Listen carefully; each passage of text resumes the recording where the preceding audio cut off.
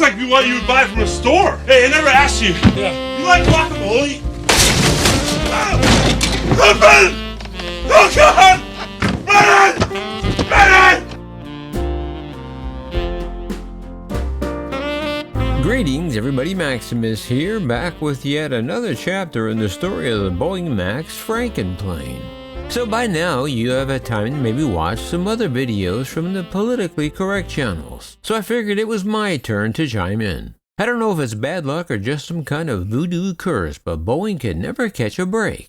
Every time Airbus makes the news for all the wrong reasons, Boeing feels the need to also prove they are still incompetent. The Boeing 737 MAX 9 has been temporarily grounded by the FAA, following an in-flight blowout at 16,000 feet that forced the brand new recently delivered Alaska Airlines Boeing Max flight to make an emergency landing in Portland on Friday evening. Saturday's grounding led to more than 100 flight cancellations around the country. Each aircraft will have the sometimes used emergency access door that fell off the plane on Friday inspected, a process that will take 4 to 8 hours before it can return to service. 4 to 8 hours.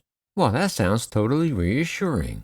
The FAA has just begun its work, but the piece that was blown off the Alaska Airlines flight was an optional emergency exit door used only by one airline, Ryanair. Yeah, let that sink in. Seems apropos. Thankfully, the flight didn't reach cruising altitude when the incident occurred, and no serious injuries were reported. Yeah, well, that is unless you consider sheer terror and crapping yourself a serious injury. The flight left Portland and had reached 1,600 feet when a large rectangular hole opened up next to an empty seat. Thank God it was empty, because this would be an entirely different story, because they said a child sitting in the next seat over had his shirt ripped off of his body as his mother held on to him for dear life. The plane, which had been headed to Ontario, California, made an emergency landing at Portland International Airport 20 minutes after taking off. To the passengers, it appeared that a piece of fuselage blew out and a gaping hole suddenly appeared as they felt a rush of air leaving the cabin and saw oxygen masks drop from the ceiling. It was deathly silent aboard the plane, said 29-year-old passenger Kyle Rinker in a text message he sent to the Oregonian or Oregon Live. Nobody made a noise, he said. You could feel the plane shake a little because of the air pressure difference. Meanwhile, investigators with the FAA and the NTSB had just begun their work Saturday. Initial reports indicate that all 171 passengers and 6 crew aboard the flight were safe, with some minor injuries. Fortunately, no passenger was seated by the opening. The rectangular hole that appeared in the fuselage was located where Boeing fits a plug to seal a door opening that is not used as a door by most airlines, except, like I said, by that super safe, careful, cautious airline Ryanair. But no U.S. carriers use that feature. An emergency exit door is only installed in that location only for jets going to low-cost carriers like Ryanair, which cram in additional seats that require an extra emergency exit. Otherwise, the hole is sealed with a plug, and from the inside it's covered by a sidewall. To a passenger, it looks like a normal window, not a door opening. What's more puzzling is that this plug, which is actually a door, is like a bank vault, and is sealed by the pressure in the aircraft, but this incident almost defies the laws of physics. Yet Boeing engineers found a way around that law. 'Cause you know, they're good about getting around laws made by man and now nature apparently.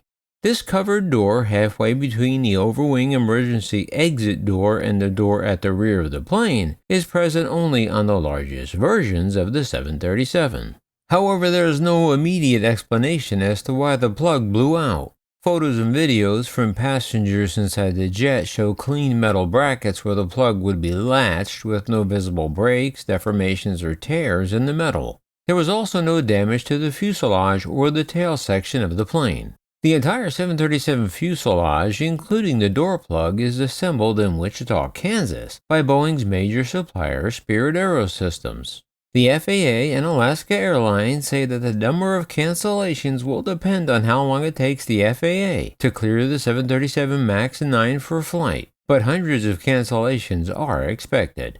Alaska Airlines canceled more than 100 flights around the country on Saturday, after announcing it would be voluntarily grounding its MAX fleet of the 9 version. The canceled flights represent 15% of Alaska's scheduled flights, according to the flight tracking website FlightAware. More than 100 additional Alaska flights were also delayed as of midday Saturday. However, before the FAA mandated grounding, United Airlines also temporarily pulled some of its MAX 9s from service to conduct emergency inspections. The airline has 78 MAX 9s in operation. Other airlines also canceled the Franken Max flights on Saturday. The FAA on Saturday ordered the temporary grounding of most MAX 9 aircraft operated by U.S. airlines or in U.S. territory. Other aviation authorities around the globe are likely to follow the FAA's lead. FAA Administrator Mike Whitaker said that the FAA is requiring immediate inspections of certain Boeing 737 MAX 9 planes before they can return to flight. Safety will continue to drive our decision-making as we assist the NTSB's investigation into Alaska Airlines Flight 1282.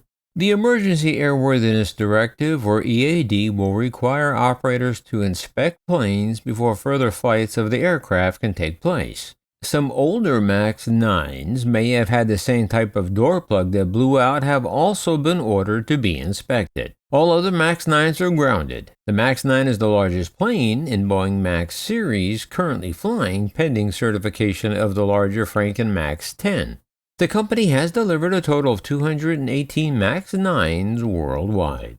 The plug or door at issue in this incident is fitted on the previous generations of the 737-900ER, and the same design is on the 737 MAX 8-200, the high-density version of the jet for low-cost carriers, as well as the MAX 9 and MAX 10, which has not yet been certified to carry passengers. However, it is not present on the MAX 7 or MAX 8.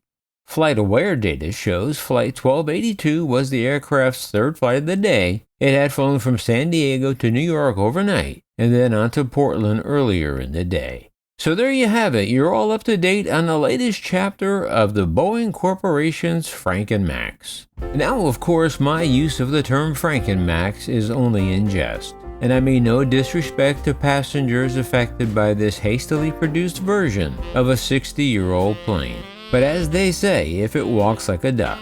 In other circumstances, I would be shocked and say, how could this possibly happen? But you know, it is a Max, so I imagine they will keep me supplied with aviation content for years to come. But now it's your turn. Comments drive YouTube traffic to reach a wider audience. So get to work, because I always love reading your comments, especially when they're about the Franken Max. Until next time, like, subscribe, and share. Yeah, this is Maximus.